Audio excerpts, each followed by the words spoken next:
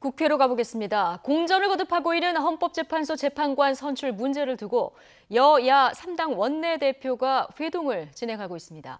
7일째를 맞는 국회 국정감사에서는 자유한국당 심재철 의원의 기획재정위원회 제청 문제 등을 놓고 여야의 공방이 벌어지고 있습니다. 취재기자 연결하겠습니다. 김주영 기자.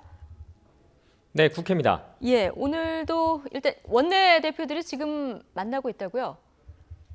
네, 그렇습니다. 더불어민주당 홍영표 원내대표, 자유한국당 김성태 원내대표, 바른미래당 김관영 원내대표가 지금 현재 물밑 회동을 벌이고 있습니다. 3명 원내대표는 어제 저녁에도 늦게까지 만찬 회동을 벌이며 이 문제를 논의한 것으로 알려졌는데요.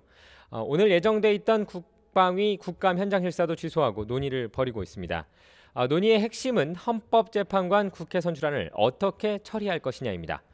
여당인 더불어민주당은 3당이 각각 추천한 헌법재판관 3명에 대해서 일괄 처리해야 한다는 입장이 강하지만 대통령이 지적했듯이 헌재 기능을 먼저 회복해야 한다는 공감대도 만만치 않습니다.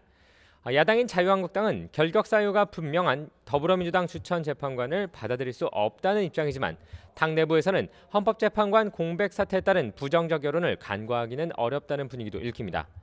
바른미래당은 자신의 후보만이라도 처리해 헌법재판소가 최소한의 기능을 할 수 있도록 해야 한다는 입장입니다.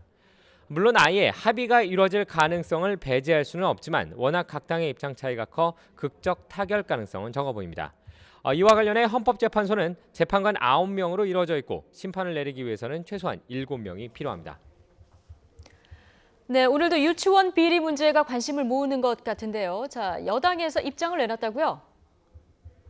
네, 더불어민주당 홍영표 원내대표는 오늘 국회에서 열린 원내대책회의에서 정부와 협의해 종합대책을 마련하겠다고 밝혔습니다. 홍 원내대표는 그동안 사립유치원이 감시감독의 사각지대에 있었다고 지적했습니다. 이에 따라 비리로 적발된 유치원 처벌과 지원금 환수에 대한 법적 근거를 마련하겠다고 강조했습니다. 또 비리를 저지른 유치원 원장이 이름만 바꿔 다시 유치원을 여는 행태도 막을 장치가 필요하다고 덧붙였습니다.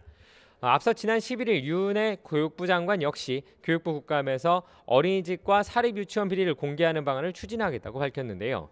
이에 따라 조만간 당정이 모여 사립유치원 비리를 막기 위한 구체적인 방안을 마련할 것으로 보입니다. 네, 7일째를 맞는 오늘 국회 국정감사. 자, 주목해야 할 상임위 역시 기재위입니까? 네, 그렇습니다. 오늘도 기획재정위원회가 여야 공방의 중심이 될 가능성이 커 보입니다. 자유한국당 심재철 의원의 국감 참여 여부를 두고 여야가 맞서고 있기 때문입니다. 여당인 더불어민주당은 심의원이 국감 대상인 재정정보원과 직접 이해관계가 있어 빠져야 한다는 입장이고 자유한국당은 심의원을 빼려면 재정정보원장과 기획재정부 장관도 직무를 정지시켜야 한다고 주장하고 있습니다. 오전 10시부터 기재위 국감이 시작됐지만 여당 의원들이 재척에 대한 의사 진행 발언을 이어가면서 한 차례 정회되기도 했습니다. 최저임금위원회의 국정감사가 진행되는 환경노동위원회에서는 최저임금의 인상 속도와 폭을 두고 치열한 의견 대립이 이어질 전망입니다. 또 산업통상자원중소벤처기업위원회의 한국전력공사에 대한 국정감사에서는 문재인 정부의 탈원전 정책이 적절한지를 두고 여야의 치열한 공방이 재현될 것으로 보입니다. 지금까지 국회에서 YTN 김주영입니다.